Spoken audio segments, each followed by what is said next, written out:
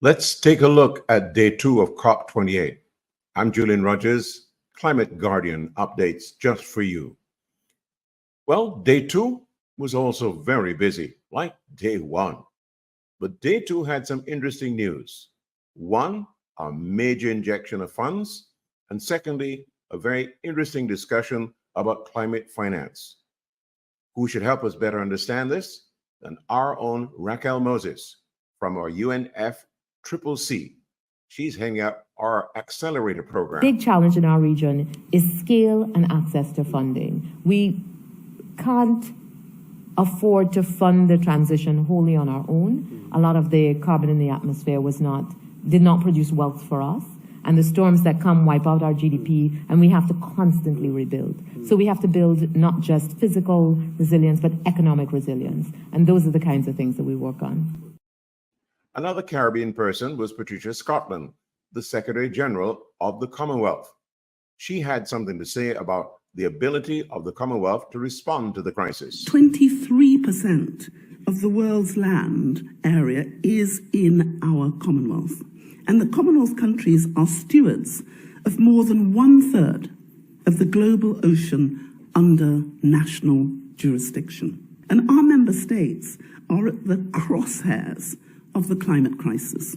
Our Climate Finance Access Hub has helped unlock more than $322 million in vital finance for the most vulnerable countries who would otherwise struggle to access it. And we've got $500 million worth of projects in the pipeline.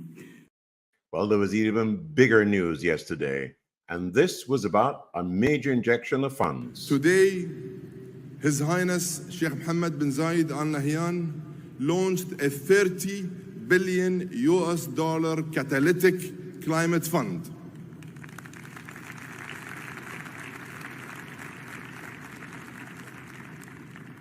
Altera is the world's largest private investor that is 100% focused on solutions to climate change, with an emphasis on driving investments to the global south. This is a custom-tailored climate finance vehicle. There's nothing like it in the world today.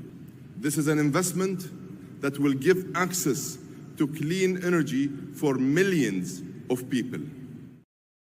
That was a major bit of news for Barbados Prime Minister Mottley. Fresh off the plane from celebrating independence in Barbados, she was there just in time to join the debate about climate finance, and she gave them all a lesson. And we're beginning to see progress. The question is whether it will be equal to what is needed.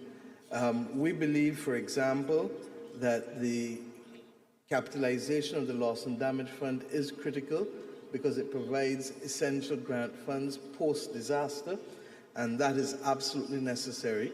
But the scale of its capitalization will be a concern to all if it is not properly capitalized. And that's why we feel that a mechanism that allows both for capitalizing the loss and damage, but increasing what is available to you with the Resilience Sustainability Trust and what is available to development banks for resilience funding is equally critical. We've been talking about public money, which has to continue. We've been talking, however, also about mechanisms for non-state actors contributing. And whether it is through the international taxation that Emmanuel is speaking about, where we can spread the burden, not just to the oil and gas companies, which we've said, if you've made $4 trillion in profits last year, $200 billion will not hurt you. Treat 95% of your profits as 100% and give the other 5% to be shared between a loss and damage fund and financing resilience and adaptation through the mechanisms. Similarly, we're asking people, and I'm conscious of the time, so please, we're asking people to look at how do we share the burden. Each of us wants to save the planet. Now, if we have 4 billion people traveling last year, who is going to stop traveling because of a $5 or $10 charge per ticket?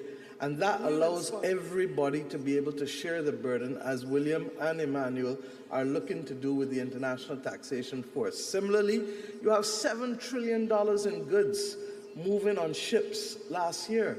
If you put 1% on that, that's another 70 billion. So when you take 200 from oil and gas and you take 70 billion from international shipping, not to be passed on to the consumer, by the way, and when you take equally another 40, 50 billion from international travelers, air travelers, and then you look at what is the most efficient financial transactions tax and dealing with insurance, so that we have a dedicated source of funding, not just for loss and damage, but for the global public goods that have to be financed in order to build resilience. Secondly, we need to be able to determine how best we're going to manage and regulate carbon markets. We're talking all over the place, and we haven't settled on how best this can work to avoid the greenwashing and to avoid implosion. Thirdly, Raji is going to solve this. I hope so. Putting him And he's already started with what the climate resilient debt clauses, debt pause clauses, what we call climate clauses. Barbados is the largest issuer globally now of debt with climate clauses. It works. Immediately upon a disaster, we will be allowed to save over 2 years 20% of GDP.